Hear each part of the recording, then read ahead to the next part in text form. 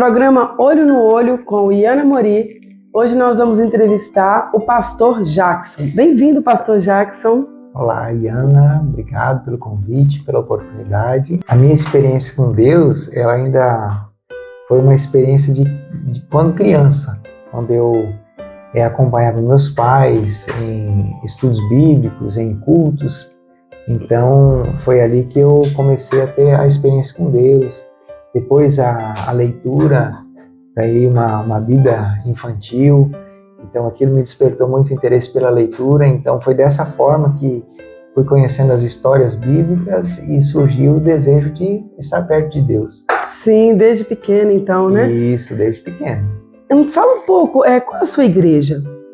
Então, hoje nós fazemos parte de uma denominação chamada Aliança Cristã Church, e começou em Campo Grande, Mato Grosso do Sul. Então, basicamente, é essa denominação, uma igreja evangélica, crê nos dons do Espírito Santo. Então, basicamente, essa é a definição que eu posso te dar. Entendi. Assim. E no Brasil, tem quantas, mais ou menos? É uma igreja que, nos últimos anos, tem tido essa questão de abertura de novos trabalhos. Então, o responsável, o apóstolo Lucas Marcondes. Então Deus deu esse chamado para ele começar esse trabalho em várias cidades, então tem expandido mais, mas são em torno de 10 cidades. E vocês estão em expansão, né? Estão abrindo novos lugares. Com certeza. E qual que é o maior desafio hoje que você vê hoje dentro da igreja, assim, no seu ministério? Então, os desafios eles são bastante, mas eu creio que a grande questão é a gente entender de que Deus é necessário na vida das pessoas. À medida em que se compreende que Deus é necessário, que Deus não é só um capricho, que Deus não é simplesmente uma vontade humana, uma inclinação, mas que Deus é indispensável, então tudo começa a ficar mais fácil. Porque as pessoas tendo essa consciência, elas também vão procurar por Deus. E quando a pessoa procura por Deus, vai tudo descobrir... fica maravilhoso, né? Exatamente. A vida muda. E vai descobrir que, na verdade, Deus já está procurando por nós antes que nós estejamos procurando por Ele. Certo. E você sabe que tem muitas pessoas que são não crentes e assim, ateus, né? Como você lida, como você consegue fazer essas pessoas aproximar um pouco da religião, do contato, né, com Deus? Exatamente. A gente sempre tem a questão do respeito, né, pela história da pessoa, por aquilo que ela passou, pela experiência. E eu acho que, quer queira, quer não, sempre há uma tentativa de quem não crê, convencer de quem crê de que ele está certo. E, por outro lado, da mesma forma, aquele que crê deseja que aquele que não crê venha crer, venha a conhecer. Mas a Bíblia mesmo diz que o convencimento, quem faz é o próprio Deus. É o próprio Deus que se revela, né, para a pessoa. Então, ele que vai convencer a pessoa da necessidade dele. Mas, até eu estava lembrando de uma frase, eu quero compartilhar, que Stephen Hawking, que foi um grande filósofo e cosmólogo, e ele era ateu. E ele disse o seguinte: a religião é um conto de fadas para pessoas com medo do escuro. E então, um matemático cristão chamado John Lennox, filósofo também, ele rebateu o seguinte: o ateísmo é um conto de fadas para pessoas com medo da luz. Então, da mesma forma em que, às vezes, o ateísmo tenta convencer de que é para pessoas fracas, a religião se refugia em Deus quem é fraco. Por outro lado, então, se mostra de que realmente nós somos fracos e que nós reconhecemos nossa limitação, mas Deus é ilimitado, Deus é todo-poderoso, então só faz importante a gente refugiar em Deus. E vocês fazem o batismo na igreja, né? E vocês têm muitos assim, casos, assim, depois que a pessoa batizou, como mudou a vida? Com certeza. Isso é algo fantástico, que é a questão do antes e do depois. A mudança que Deus faz na vida da pessoa. A gente sempre diz que a própria história humana ela é dividida entre antes de Cristo e depois de Cristo. Da mesma forma, a pessoa que vem a entender o amor de Deus, que venha compreender o Evangelho, que anuncia Jesus Cristo, a nova vida que Ele conquistou para nós na cruz do Calvário, quando morreu lá por nós. Então vai mostrar essa transformação. Então, eu já ouvi, por exemplo, em programas de televisão, um apresentador conhecido, e ele dizia o seguinte: eu não sei porque essas igrejas evangélicas, a pessoa apronta um monte, faz um monte de coisa, faz isso, faz aquilo, e depois vai lá, aceita Jesus, muda de vida e diz que é um ex isso, um ex Mas aquilo. é verdade, porque a gente realmente muda, né? Então, assim, é uma grande verdade. Exatamente. É o que eles mesmos falam, é mesmo verdade. É isso aí. Então, eles acabam, às vezes, criticando, mas graças a Deus que a pessoa pode dizer que é um ex, alguma coisa que foi ruim. Então, a gente tem testemunhos de pessoas que, infelizmente, numa vida sem Deus, cometeram crimes contra a sociedade, contra o outro, e foram transgressoras da lei, pagaram pelos seus crimes. E transformaram a vida. E eu fico vendo assim, dentro da igreja tem fiéis que não andam muito de acordo ainda, né? Mesmo assim, vocês passando a palavra, né? Como vocês lidam com esses fiéis que ainda dentro não conseguem ainda seguir? Então, eu creio que sempre é a questão do amor, então, mas em amor também vem a questão da correção, da instrução, porque a Bíblia mesmo diz de que Deus ama aquele a quem considera como filho, assim como o pai disciplina o filho a quem ama. Então, a correção é importante, porque nessa caminhada a gente às vezes é seduzido, é levado a uma situação que depois lá na frente gera um arrependimento. Então precisa de restauração, precisa de ensino.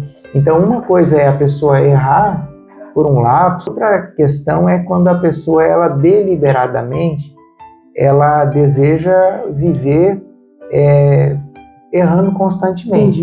Mas aí já não faz sentido esse ambiente. Entendi. Eu fico vendo assim que dentro da igreja, você erra, mas você quando participa da Santa Ceia, né?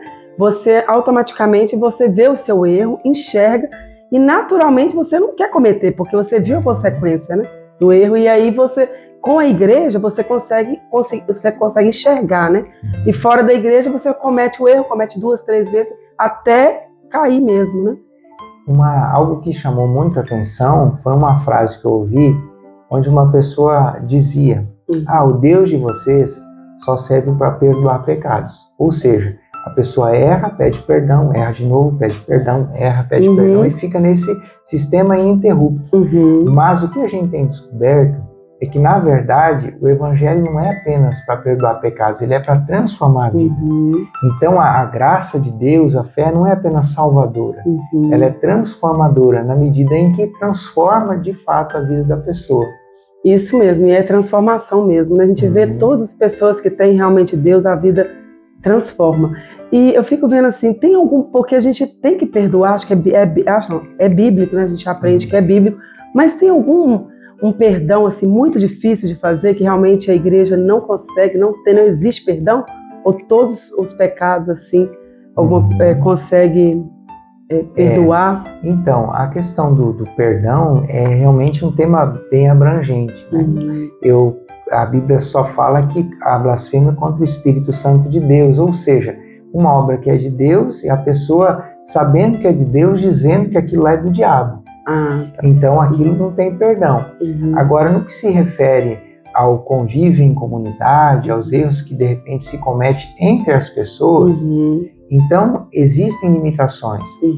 O objetivo, quando há algum erro, nunca é excluir a pessoa, mas é gerar restauração, gerar cuidado. Trazer para perto, para entender mais o que o Senhor está falando, para a pessoa realmente restaurar por dentro.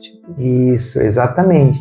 Agora, existem níveis, né? Porque também existe a questão de que algumas coisas, existe o perdão, não existe mais mágoa e rancor, só que algumas coisas, elas precisam ser diferentes para que então se possa continuar vivendo e não se entre de novo no mesmo erro.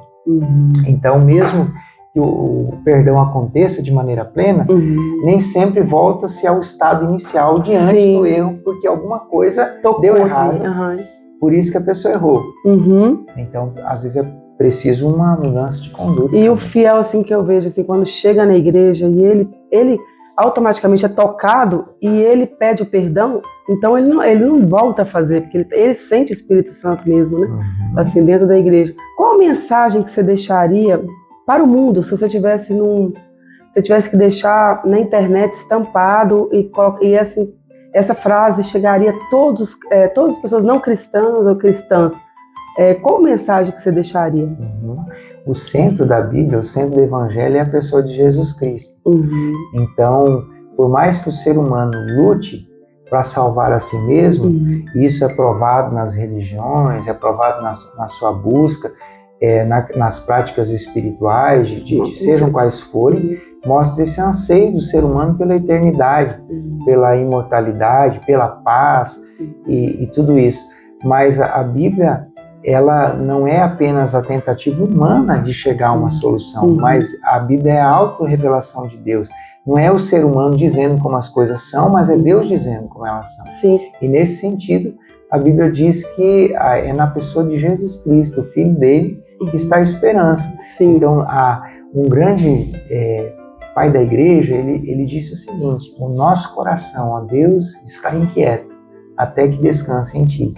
Então uma o coração humano linda. É descansar Olha, em Jesus. Descansar em Jesus. E a trajetória, como Jesus esteve aqui, tanta coisa linda que ele fez, como alguém pode ser contra as belezas, tudo que ele deixou, tudo que ele falou, né? Tem até resumido um pouco os 10 mandamentos, né? Que é uma coisa que é o mínimo que a gente tem que seguir, né? E as mensagens são lindas aí. A gente gostaria de saber qual foi o percurso que você teve aqui em Gramado.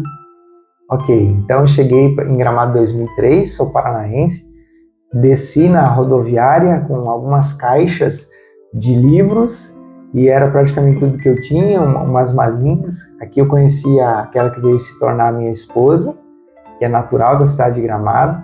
Me chamou muita atenção chegar aqui e ver que não tinha muros, não tinha cercas, uma cidade assim muito, muito quente, o pessoal muito receptivo. Então, quando vim para cá, eu já vim para trabalhar com igreja, com jovens, numa igreja estabelecida.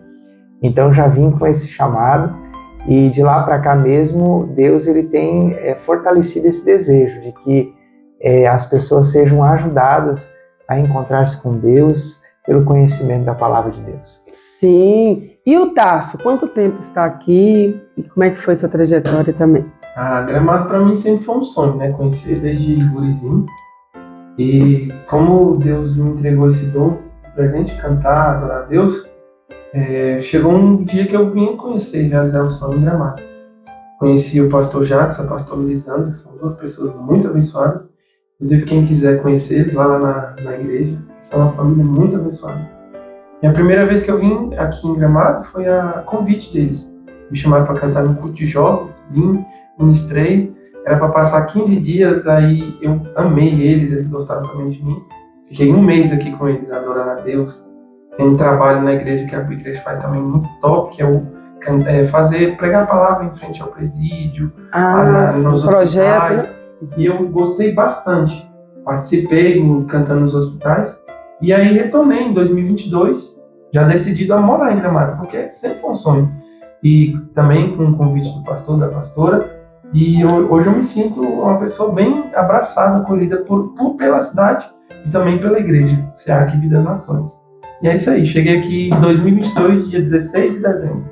Estou aqui até hoje. Sim. Então, em glória de Deus. Tasso, você também faz parte do ministério? Faço parte do ministério. Sim, e tem muito tempo que chegou aqui, você falou que tem... Eu conheci eles em 2021. 2021. Cantar na igreja dele, no ministério dele. Amei muito a igreja. Depois voltei agora, no ano passado, 2022, 16 de dezembro. E nunca mais eu decidi fazer parte da família Aliança Cristã Church e tô até hoje. Que legal, tá vendo? Então é muito bom. Então eu sei que você toca um violão. Toca uma música linda pra gente.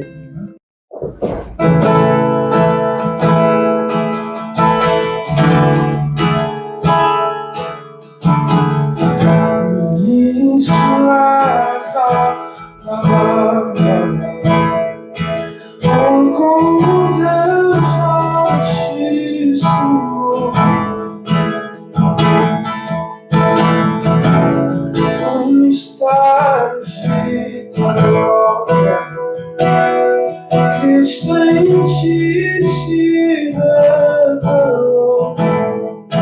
Oh, quão lindo esse nome é. Oh, quão lindo esse nome é. O nome de Jesus, meu Deus. Oh, quão lindo esse nome é. Maior que tudo ele é. Oh, quão lindo esse nome é.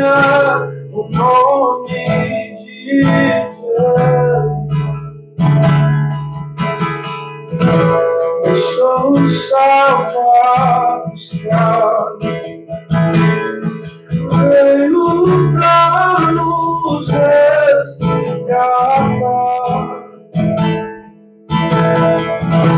Amor maior que meu pecado, nada vai nos separar.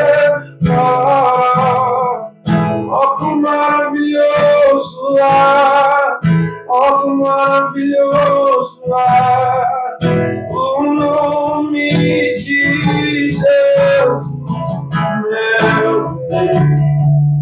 Oh, que maravilhoso é, maior que tudo ele é. Oh, que maravilhoso é o nome de Jesus.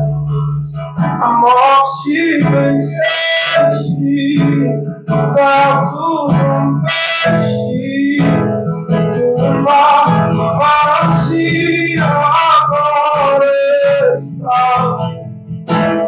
Só te adoro, clama tua glória, pois ressuscitar te libertar. És invencível, inigualável, hoje pra sempre reinará. Teu é o reino, tu é a glória, acima de todo nome está.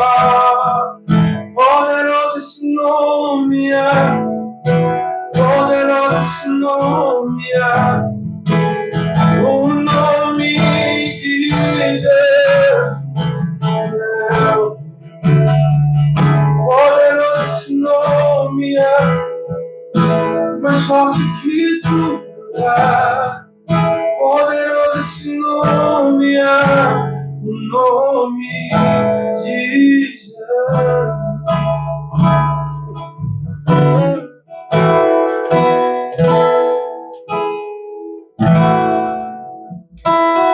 Nossa, de arrepiar! Nossa, que voz, que talento! Isso aí. Estarei nessa igreja conhecendo e tenho certeza que vou ficar muito bom. Vocês têm uma iluminação de longe, né? A gente sente a iluminação áurea, né? Então, vamos encerrar o quadro. Muito obrigado pela participação. Tá bom? Muito obrigado pela participação, pastor. Nós que agradecemos pela oportunidade, Ana, e conte conosco naquilo que a gente puder ajudar, tá bom? Certo, muito obrigado. Muito obrigado. Tá, Deus abençoe vocês.